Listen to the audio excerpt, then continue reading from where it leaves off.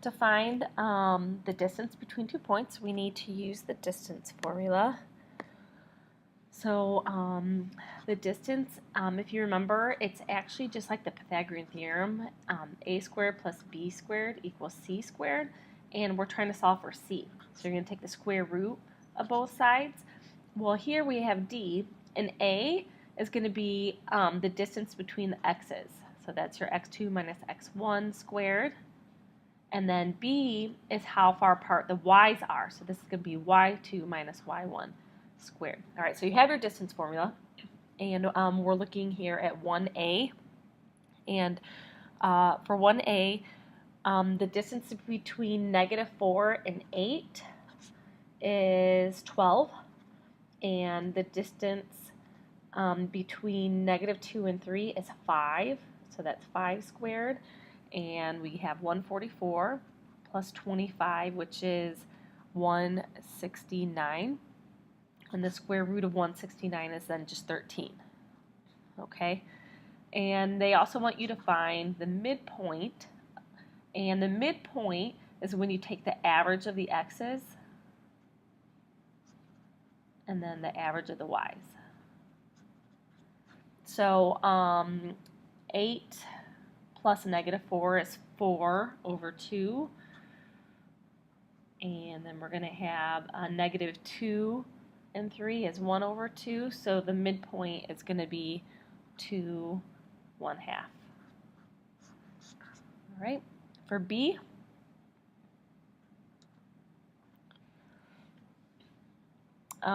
we have the ordered pairs 1, 5, and 7, -3. So the distance between the x's is 6. Distance between 5 and -3 is 8. So that's 36 plus 64, which is the square root of 100, which is 10. And then average of the x's, 7 plus 1 is 8 over 2, and then 5 plus -3 is 2 over 2. So the midpoint is 4, 1. For 1c,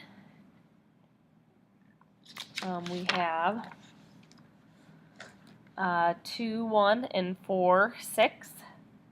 So between 2 and 4 is 2, and the distance between 1 and 6 is 5. So that becomes the square root of 4 plus 25, which is root 29, and that does not simplify, so you just leave it. And then we need to take the average of the x's, so 2 plus 4 is 6 over 2, and then 1 and 6 is 7 over 2, so it's going to be 3 and then just 7 over 2. Okay. All right, moving on to number 2. So we have these 2 points. They're the end points of the diameter of a circle, and we need to determine the center and the radius of that circle. Okay, so I think a couple things. We should probably go over the equation for a circle. So for a circle, the equation is x minus h squared plus y minus k squared equals the radius squared, and the center is hk, and then the radius is just r.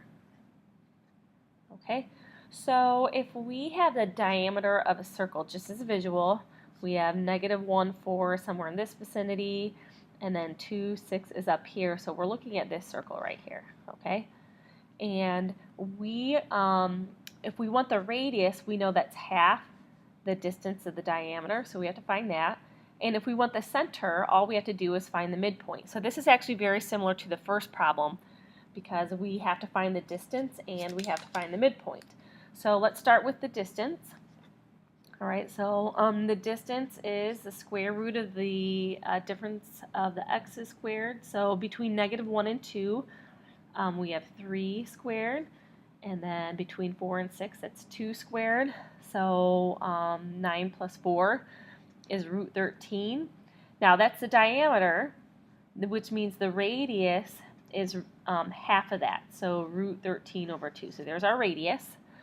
And then we need to find the center, which is just the midpoint. So we go back to these 2 points, and -1 plus 2 is 1, so we have 1/2, and then 4 plus 6 is 10, and so we have 1/2, 5 has to be the center. Okay, so that was number 2.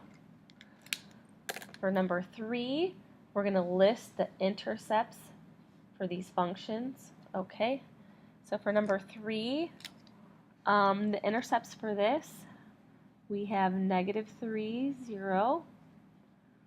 We have 0, -6. And we have 2, 0. And over here, we have -1, 0,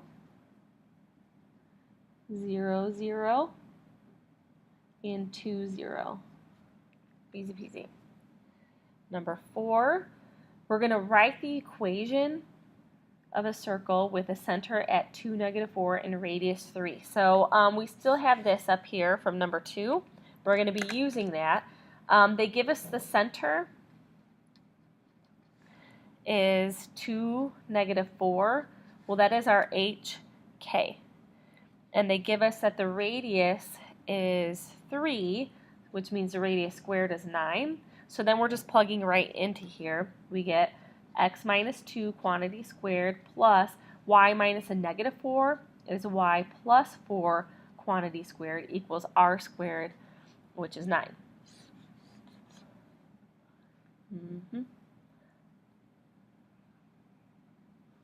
Okay. And then number 5. All right, so we have to write this in standard form, which means we're trying to get it to look like this. And the issue here, if you notice, we have a binomial squared, but here it's in standard form. So what we're going to do first is we are going to group the x terms together. So I get x squared plus 6x plus some number. And then I'm going to group the y's together. So y squared minus 2y plus some number.